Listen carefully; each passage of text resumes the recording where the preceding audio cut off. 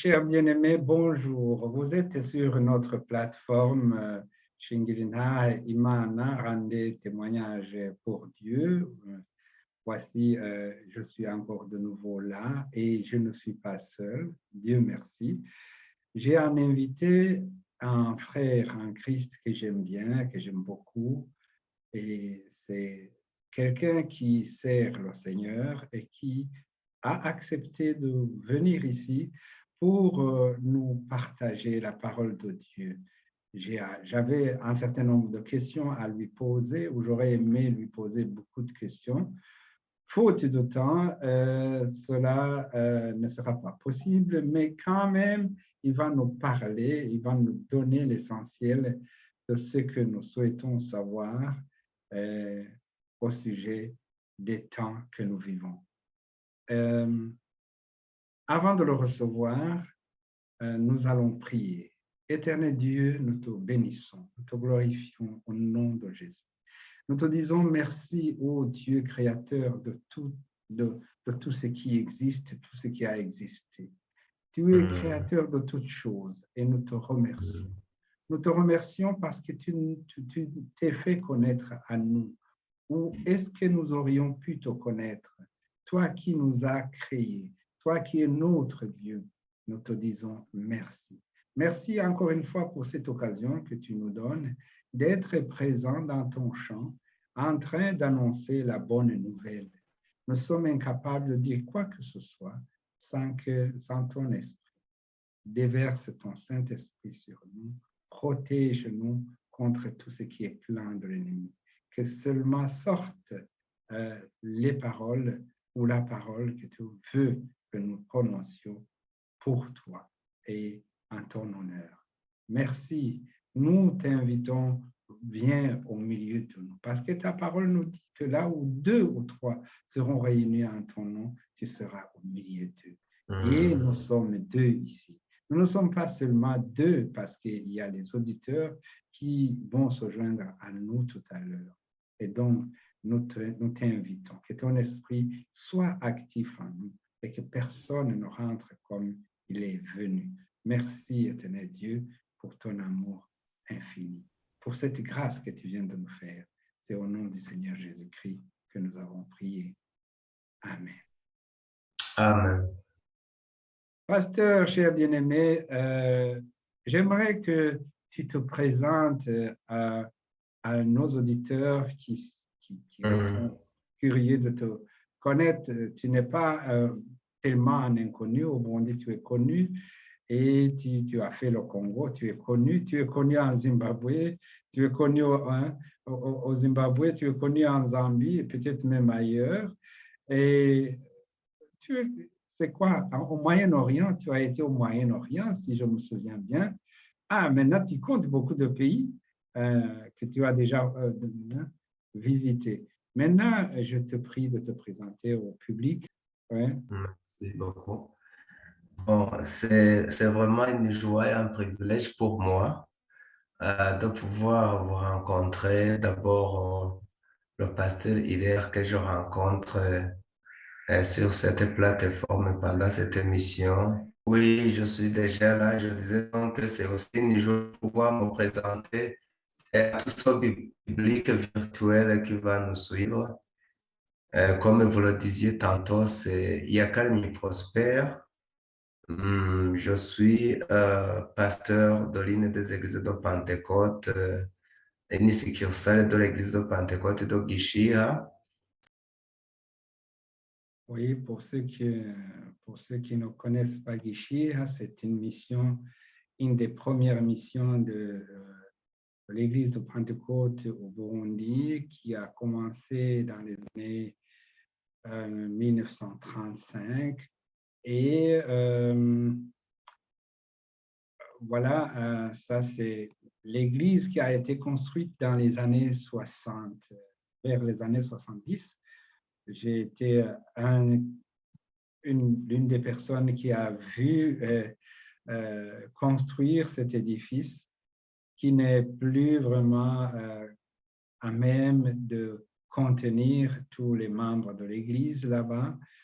Et maintenant, ils sont en train de construire un nouveau qui sera beaucoup plus grand. En attendant que notre frère et pasteur trouve le réseau, on va vous montrer qu'il y a des travaux en cours. L'Église, la mission de Guichia est en train de construire on a appelé ça temple, et c'est des travaux immenses qui sont en cours. Et on y reviendra un jour. Peut-être on aura une émission à ce sujet, mais lui, là-bas, il enseigne à l'école biblique qui se trouve à Gishia, mais à Makamba, il dirige, il est responsable d'une succursale qui n'est pas petite. À Makamba, c'est une des succursales. Je crois que c'est la deuxième à Makamba. Tu es en ligne, j'étais en train de parler de Gishia parce que Oui, oui, merci beaucoup. Je vois les précieuses images. oui, d'accord. Maintenant, tu peux continuer. Oui, alors je disais que je suis donc affecté pasteur d'une succursale qui se trouve à Makamba, s'appelle Nyabaheza. Je suis aussi marié à Nibigira Cécile. Euh,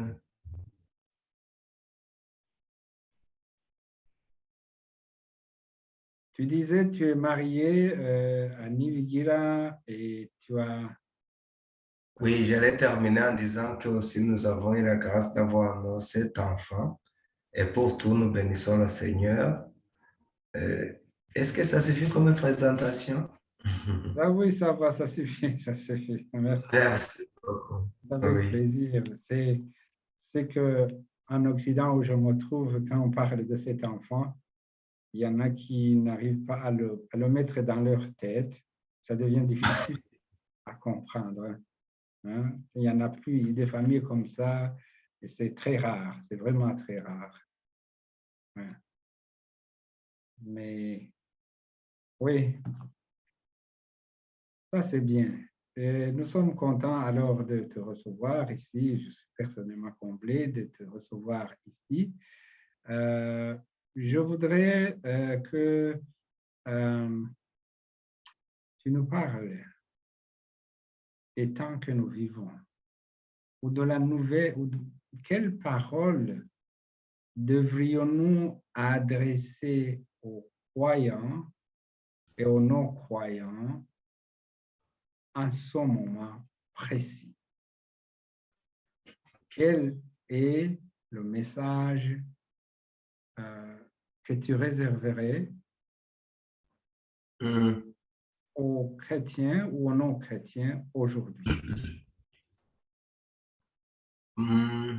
Bon, merci, pasteur.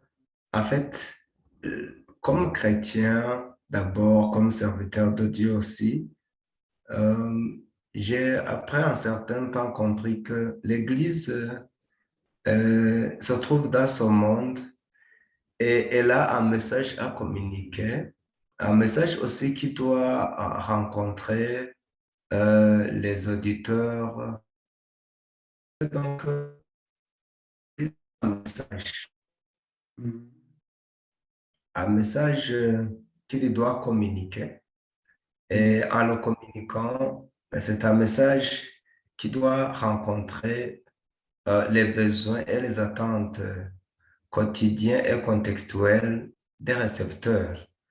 Et avoir le contexte actuel, et je crois que l'un des messages dont on a besoin de transmettre à nos contemporains, c'est le message lié au temps que nous vivons, avec toutes ces réalités, parce que ce temps, avec ces réalités, nous avons besoin de voir ce que Dieu nous dit dans sa parole. Mm. Que nous dit-il? Que dit Dieu? Oui, ça me rappelle un journaliste qu'on avait demandé, à qui on avait demandé On avait posé exactement la même question. Et Dieu, que dit-il? Oui, on a besoin d'entendre cela.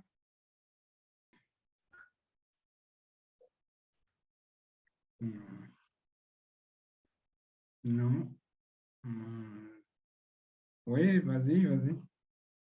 Oui, je disais donc, nous avons besoin de savoir qu'est-ce que Dieu nous révèle, quelle est la pensée de Dieu dans sa parole par rapport à ce que nous traversons actuellement. Parce que je crois que ça, c'est l'un des messages dont nos contemporains ont besoin. Okay. Ça veut dire quoi alors, le temps que nous traversons maintenant? Comment peut-on le Oh, c'est ce décrire? que, oui, c'est ce que j'ai d'ailleurs à cœur de partager avec nos auditeurs aujourd'hui. Donc, je crois que pour répondre à votre question, je lirai un passage de la Bible. Je lirai un passage.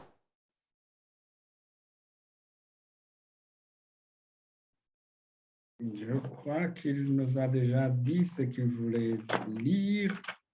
Le passage de la Bible dont il avait fait mention se trouve dans 2 Timothée, c'est ça, 2 Timothée 3. C'est ça qu'il voulait lire et qu'il souhaite lire. Il a dit, 2 Timothée 3, de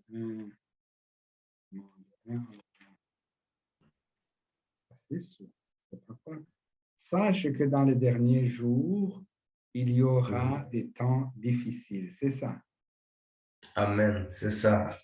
Donc, Oui. oui, je voulais dire donc que selon la pensée de Dieu, selon la Bible, nous sommes dans les derniers jours. Nous sommes dans les derniers jours et ceux-ci sont très difficiles, comme nous le révèle cet épître.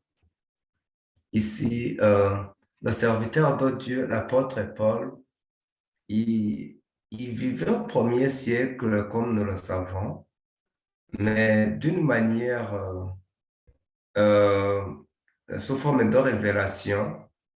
L'Esprit de Dieu l'amène dans les derniers temps, dans les derniers jours. Ici, elle les appelle les derniers jours. Et la Bible nous révèle que ce temps, ces jours-là,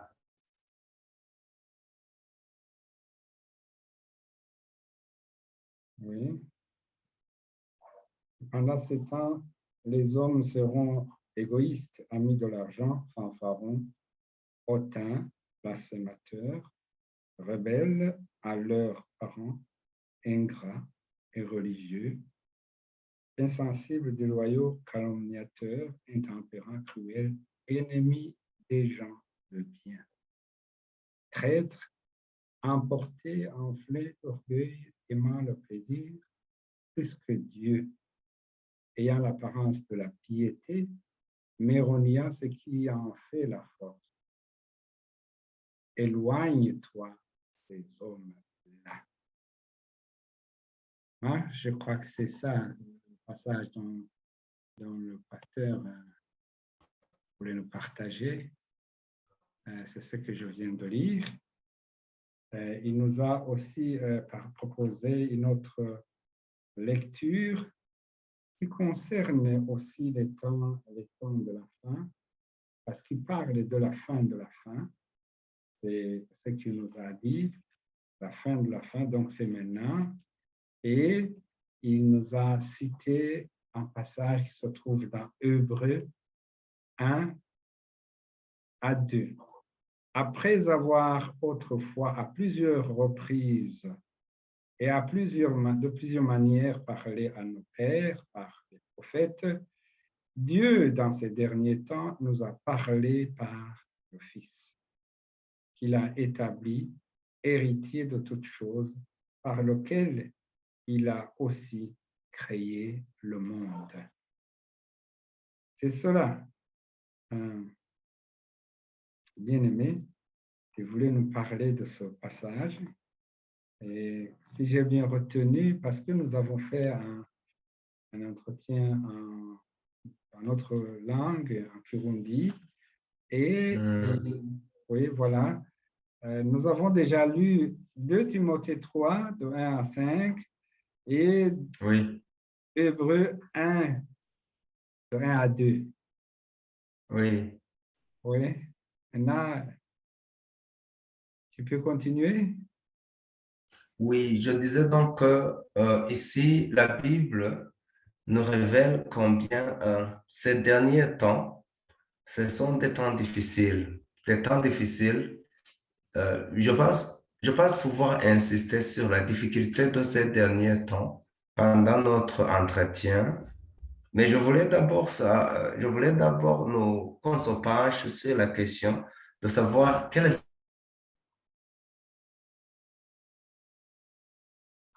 Mhm. Quelle sorte de difficulté il s'agit? Moi, j'aimerais bien entendre cela. Oui, vas-y. On va apprendre ce genre de difficultés qu'il y a. Nous avons déjà certitude que les moments que nous vivons sont difficiles et les gens ne se comportent plus comme ils le faisaient dans le temps. Et la place de Dieu au sein des hommes, dans les cœurs des gens, n'est plus à remarquer, il n'est plus remarquable. Les gens, nous avons lu tout à l'heure qu'ils aimeront plus le plaisir plus que Dieu. Oui, on continue, n'est-ce pas? Euh, oui, les hommes aimeront le plaisir plus que Dieu. C'est le moment ce sont les moments que nous vivons. Oui, c'est ça donc les moments difficiles que nous vivons. Oui. Mhm. Et il nous a proposé une autre lecture qui certainement va dans le même sens que cela, c'est l'Acte des Apôtres 2, 17 à 18. Il est dit, depuis le dernier jour, dit Dieu, je répandrai mon esprit sur toute chair. Vos fils et vos filles prophétiseront, vos jeunes gens auront des Mm, rêves et vos vieillards auront des songes. oui, Oui, oui, sur mes serviteurs et sur mes servantes, dans ces jours-là, je répandrai mon esprit et ils mm, prophétiseront. Oui, j'ai mm, relu les passages que euh, tu nous as déjà, dont tu nous as déjà parlé et voilà. Tu peux continuer? oui, je disais donc que la question qui se pose ici, c'est de savoir qui sont ces derniers jours justement. C'est ce que nous lisons en fait quand commencent les derniers jours. La Bible nous en parle quand nous lisons l'épître aux Hébreux, Mhm. le chapitre premier du verset 1 à 2. Je l'ai lu tout à l'heure, oui. Je l'ai déjà lu. Il est écrit ceci dans ce passage que c'est dans Hébreu, non, Hébreu 1.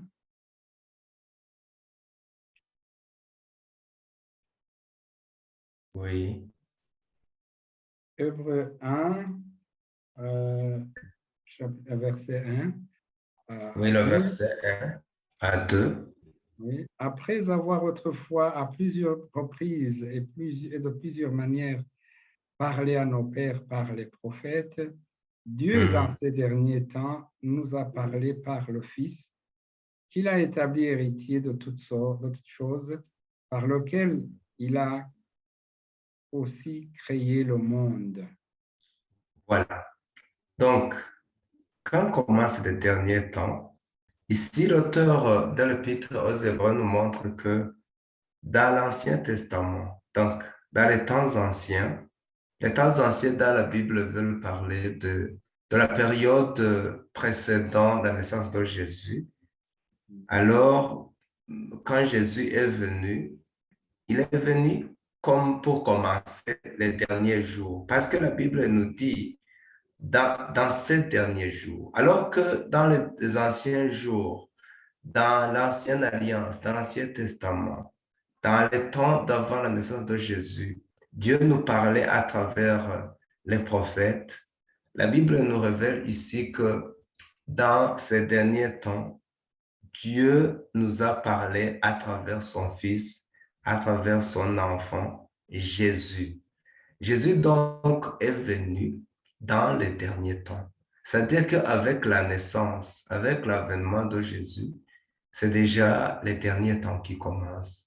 Alors que nous savons que Jésus a naquit dans le premier siècle. Je ne vais pas entrer dans tous les détails historiques, mais au moins nous savons que c'est Jésus qui inaugure cette ère chrétienne. Donc, dès le premier siècle, nous sommes déjà dans les derniers temps. Nous sommes dans les derniers temps et Pierre en parle aussi dans les Actes des Apôtres, chapitre 2, le verset 17. Je vais le lire encore une Merci. fois. C'est 2 versets 17 et 18. Si. Dans les derniers jours, dit Dieu, je répandrai de mon esprit sur toute chair. Vos fils et vos filles prophétiseront, vos jeunes gens auront des visions, et vos vieillards auront des songes. Oui, sur mes serviteurs et sur mes servantes dans ces jours-là, je répandrai mon esprit et ils prophétiseront. Merci beaucoup. En fait, nous nous rendons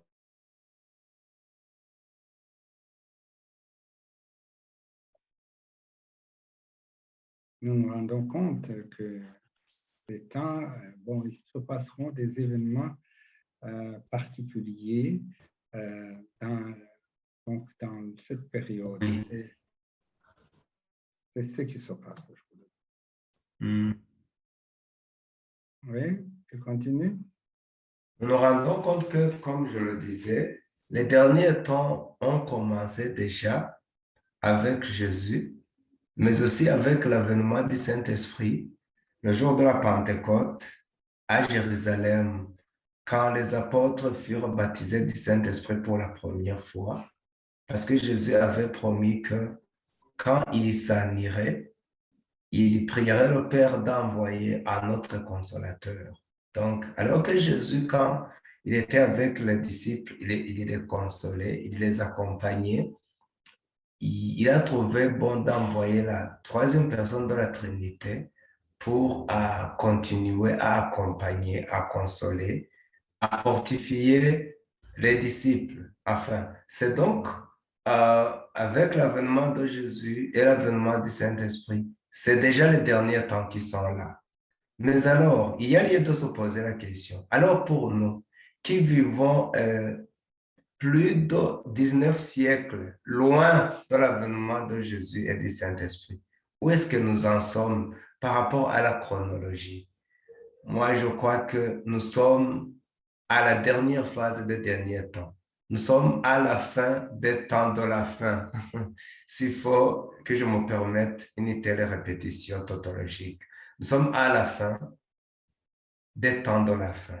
C'est une façon de dire que vraiment, nous sommes au temps les plus derniers. Les plus derniers. Mais curieusement, on se rend compte que dans ces derniers temps dont nous sommes en train de parler, seul peu découvre ou ait la grâce de savoir que ce sont les derniers temps. C'est pourquoi même la Bible ici a utilisé l'expression « sache ». Sache que dans les derniers temps, il y aura des temps, dans les derniers jours, il y aura des temps difficiles. Une façon de dire que nous avons besoin d'en savoir. d'en savoir pour discerner les temps dans lesquels nous sommes. Et pour la Bible, pour les choses spirituelles, ce savoir, c'est une révélation. En fait, la Bible nous donne une illustration. Cette illustration m'a fait beaucoup réfléchir. En Matthieu 25, du verset 1er au verset 13, la Bible nous parle de 10 vierges réparties en deux groupes, en deux catégories. La Bible appelle certaines sages et d'autres, la Bible les appelle des folles. Et toutes étaient allées à la rencontre de l'époux. Mais qu'est-ce qui différencie les folles, les sans savoir et les sages, ceux qui savaient, ceux qui avaient un savoir? C'est que les sages, en allant à la rencontre de l'époux, ils avaient de l'huile dans les lampes et dans des bouteilles en réserve, alors que les folles s'étaient seulement contentées de l'huile dans les lampes. Et quelle est la tragédie qui leur est arrivée? C'est que alors, à l'avènement de l'époux, quand il est arrivé, les folles n'ont pas pu l'accueillir, le recevoir. Et bien donc, ils ne sont pas entrés dans les noces avec l'époux. Alors que nous sommes en train de parler des derniers temps, nous comprenons qu'il y a ceux-là avec qui peut-être nous communions dans les églises, mais qui n'ont pas encore eu ce savoir, ce discernement. Ce discernement qui leur fait savoir que nous sommes dans les derniers temps, que nous devons nous préparer à la rencontre de notre époux céleste Jésus-Christ. Et nous savons que généralement, le savoir s'acquiert par les études, ça s'acquiert par des enseignements. Mais pour nous, la Bible est claire.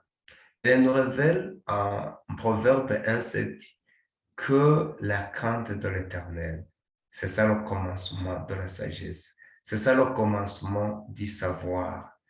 Et ce savoir, quand il est acquis, ce savoir que nous trouvons dans la crainte de l'Éternel, quand il nous est donné, il fait que nous avons un discernement que les ignorants n'ont pas.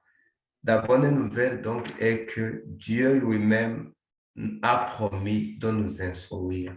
C'est vraiment merveilleux de savoir que Dieu prend soin de nous instruire. En Psaume 32, verset 8, la Bible déclare, « Je t'instruirai et te montrerai la voie que tu dois suivre. Je te conseillerai, j'aurai le regard sur toi. » En fait, nous avons besoin de Dieu dans ces derniers jours. Dans ces derniers jours, que la Bible nous montre qu'ils auront des temps difficiles. L'expression que la Bible utilise pour parler de difficile dans les langues originaux, elle veut aussi signifier dangereux. Donc, difficile, ça veut dire aussi dangereux. C'est autant dire que le moment que nous vivons, ces temps que nous sommes en train de vivre, ce sont des moments très dangereux. Dangereux pour notre vie, tant spirituelle que même physique, je crois. Mais aussi, ce sont des temps difficiles à supporter. C'est difficile à supporter, surtout quand nous optons pour vivre du côté de Dieu. Mais aussi, ce sont des temps féroces, selon toujours la signification de cette expression à l'original. Ce sont des temps féroces, ce sont des temps sauvages, des temps qui peuvent même nous dévorer. Ce sont des temps furieux. Parce que cette expression difficile qu'on emploie ici, elle est aussi employée pour parler de ces démoniaques qui étaient possédés et que Jésus a rencontrés. La Bible nous en parle à Matthieu 8, 28. La Bible nous dit que ces gens étaient possédés par des démons, des esprits furieux. Je voulais dire donc que ces derniers temps que nous vivons, ce sont des temps où l'activité démoniaque est très intense, à telle enseigne que les hommes sont même en train de se comporter d'une manière qui n'est pas naturelle. Pasteur, nous vivons des temps difficiles. Nous vivons des temps difficiles où les hommes, nos contemporains, ils sont en train de mener une vie qui n'est même pas normale, qui n'est même pas naturelle, où les gens commettent des péchés contre la nature. C'est vraiment alors ces temps que nous vivons. Dans la pensée de Dieu, même si nous pouvons parler du modernisme, même si nous pouvons parler de l'avancement de la technologie, même si nous pouvons parler de cette technologie de l'information actuelle, Dieu nous dit que, attention, c'est très difficile, c'est très dangereux. Vous avez besoin d'en savoir. Un savoir qui ne s'acquiert pas dans les auditoires universitaires, un savoir qui ne s'acquiert pas dans les classes secondaires, mais un savoir qui s'acquiert dans la crainte de l'Éternel. Parce que c'est cette crainte-là qui nous fait découvrir la véritable sagesse, et cette sagesse nous permettra de savoir la difficulté, la férocité de ces derniers temps. Je crois que ces temps sont féroces, ces temps sont très difficiles, ces temps sont très dangereux. Alors que la science, dans les temps anciens, nous apprenait que, par exemple, un homme qui a un désir sexuel orienté vers un autre homme, la science, la psychologie traitait de cet homme-là de déviant mental. Mais comment expliquer que ces derniers temps, la science en est arrivée à considérer que un tel homme est normal. Aux scientifiques, aux cartésiens, ils me diront que la science évolue. Mais quand je consulte la Bible, je trouve que ça c'est pas naturel. L'homme, quand il est créé, quand il fut créé en Genèse, nous voyons que sa prédisposition génétique le poussait à rechercher une femme, une personne de l'autre sexe. Mais quand c'est déjà donc le sexe masculin pour le sexe masculin, nous sentons que les temps sont très difficiles. Il y a une possession démoniaque derrière tous ces caractères et ces comportements. Et pour cela, nous avons besoin plus que jamais de connaître notre Dieu et de nous approcher de lui. Oui, voilà à la question de savoir que dit la Bible sur ces temps. C'est cela, pasteur. Pardon, je m'excuse.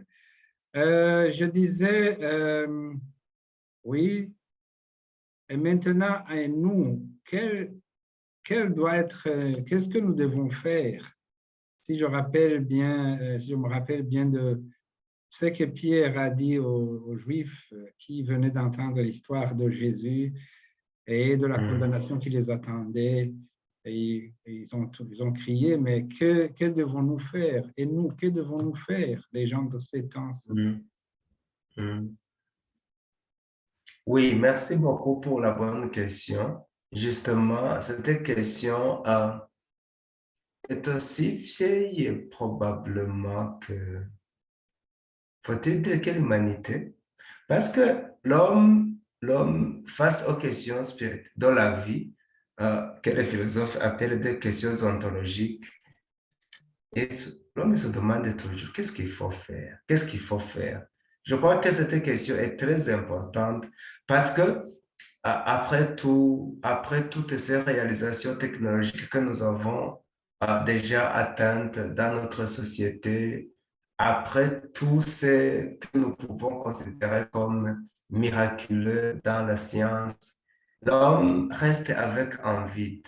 L'homme a toujours, après le fait que l'homme, on laisse la liberté à l'homme d'épouser l'homme comme lui, donc la personne du même sexe, après que la société est en train de laisser les enfants même jouir de leur liberté sexuelle, il y a toujours un vide, il y a toujours un manque que l'homme toujours ressent. Il y a ce problème-là lié au fait que l'homme a été créé à l'image de Dieu et que sans Dieu, il sent toujours en ça ne va pas. Alors, à la question de savoir ce qu'il faut faire, pasteur, je voudrais vous demander de lire pour nous les actes, le livre des Actes des Apôtres, le chapitre 2, le verset 37. Est-ce que vous pouvez le lire pour nous? Oui.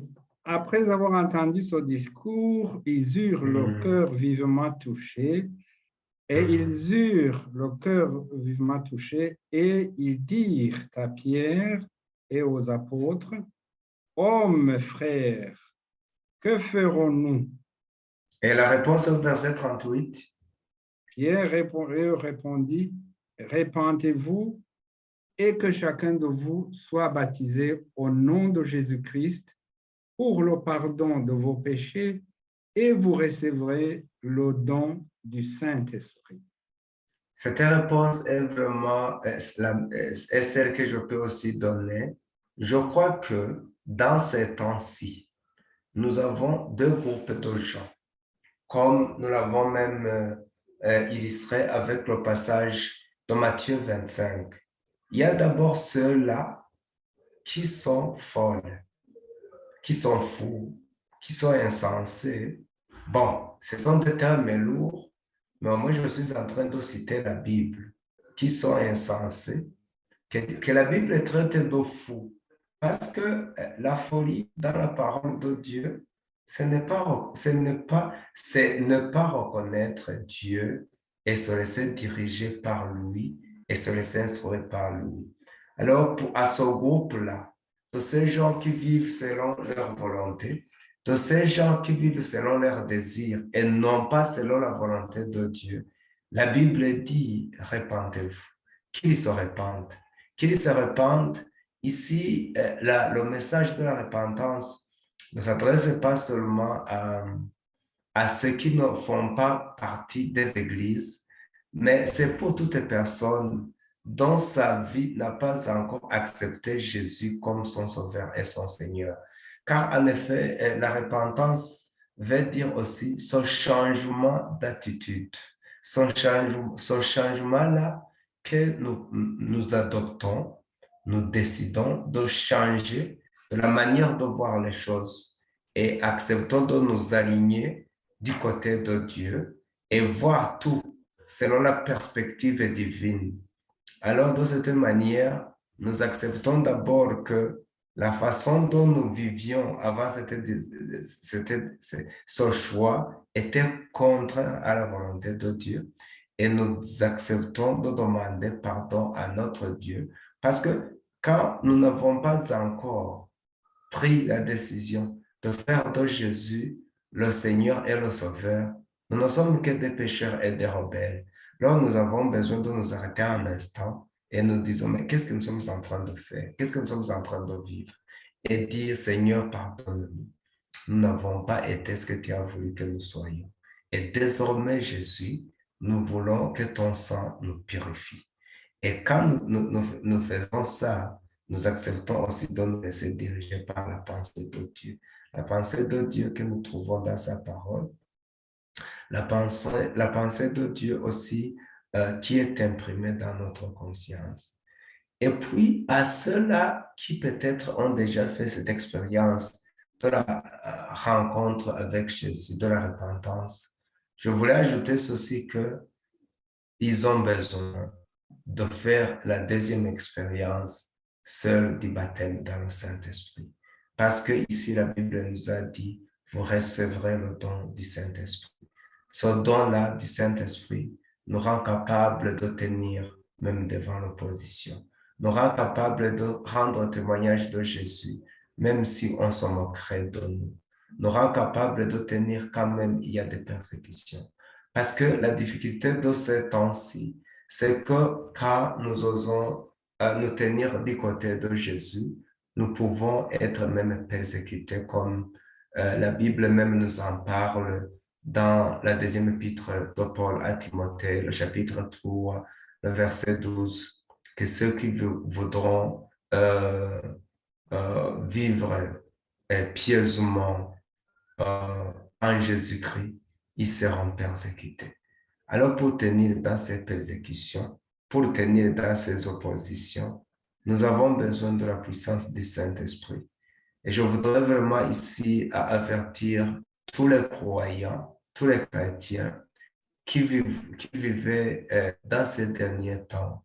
Nous avons besoin de la puissance du Saint-Esprit parce qu'il est vraiment difficile de tenir dans ces temps de la fin. Dans ces temps que nous avons trouvés selon la Bible difficile, il est difficile de tenir sans l'appui et le soutien du Saint-Esprit, sans l'accompagnement du Saint-Esprit, sans la puissance du Saint-Esprit à nous. C'est ça, pasteur, ce que nous devons faire. Ma réponse donc est double, la repentance et la plénitude du Saint-Esprit. Merci beaucoup. Je crois que nos auditeurs sont aussi comblés. Je suis très content d'avoir eu le privilège d'entendre toutes ces paroles-là. Je voudrais te demander, pasteur, maintenant que tu nous as parlé, de prier pour que, peut-être d'appeler aussi ceux qui souhaiteraient recevoir le Seigneur Jésus-Christ comme leur Seigneur et Sauveur, et ceux qui veulent avoir le Saint-Esprit, je disais ça, parce qu'il y en a qui se demandent, oui, mais moi je veux ça, mais je n'ai pas encore eu ça. Et d'autres disent, oui, mais moi je n'ai jamais dit que j'ai reçu Jésus-Christ comme Seigneur et Sauveur. Et après, tu vas prier pour clôturer cette séance. J'espère que ça va aller et que... Oui. Oui. Seigneur, merci pour ta parole. Merci encore une fois pour cette grâce et ce privilège que tu nous fais de trouver et de réaliser combien nous sommes dans les derniers jours, les jours que la Bible traite de difficiles. Seigneur, dans cette perplexité des derniers temps, nous avons compris que nous avons besoin de toi. Nous avons besoin de toi, Jésus, et de toi seul. Seigneur, il est possible, Seigneur, que parmi nos auditeurs, ceux qui nous ont suivis, il y a ceux qui n'ont pas encore fait de toi leur Seigneur et leur Sauveur. Et que dès qu'ils ont entendu cette bonne nouvelle, ils auraient décidé, Jésus, de faire de toi leur Seigneur et leur Sauveur. Nous te les recommandons, Seigneur. Nous prions pour eux. Reçois leur vie, que ton sang les sanctifie et qu'ils soient transformés. À ceux-là aussi, Seigneur Jésus, qui auraient eu la grâce de te recevoir, de t'accepter, nous te demandons de les remplir de ton Esprit Saint pour qu'ils puissent tenir dans ces derniers temps difficiles et rester des témoins vivants pour toi. Merci Seigneur Jésus. Nous avons nous tous besoin que tu nous fortifies dans ces derniers temps. Fortifie-nous Seigneur pour ta gloire et que nous puissions tenir jusqu'au bout, au bout de la vie. Fortifie Seigneur. Merci parce que tu nous entends. Je ne manquerai pas Seigneur Jésus de te recommander mon frère le pasteur Hilaire et sa famille dans l'œuvre Seigneur Jésus que tu les as confiés. Fortifie-les, encourage-les, Seigneur, et soutiens-les. Merci, Jésus. Nous comptons sur toi que tu feras au-delà de ce que nous demandons. Nous prions dans le précieux nom de Jésus. Amen. Amen, amen. Merci beaucoup. C'était un plaisir. Même s'il y a eu des coupures, nous allons présenter cette vidéo comme cela et nos frères, ceux qui persévéreront à écouter cela, ils seront certainement bénis. Et je te prie de transmettre mes salutations à ta femme et à tes enfants, à l'église à Makamba et à Gishia. Et si tu as encore le privilège de toucher d'autres nations, transmets mes salutations à leur tour, à eux. Okay. Merci beaucoup. Que le Seigneur te bénisse et à la prochaine. Nous t'attendons ici sur cette plateforme Aussitôt qu'il y a une ouverture, aussitôt que cela est possible, tu es la bienvenue ici. Nous t'accueillerons à bras ouverts parce que nous avons compris et saisi que tu regorges de beaucoup de choses dont nous avons besoin. Merci et au revoir et maintenant je vais dire bonne soirée. Au revoir.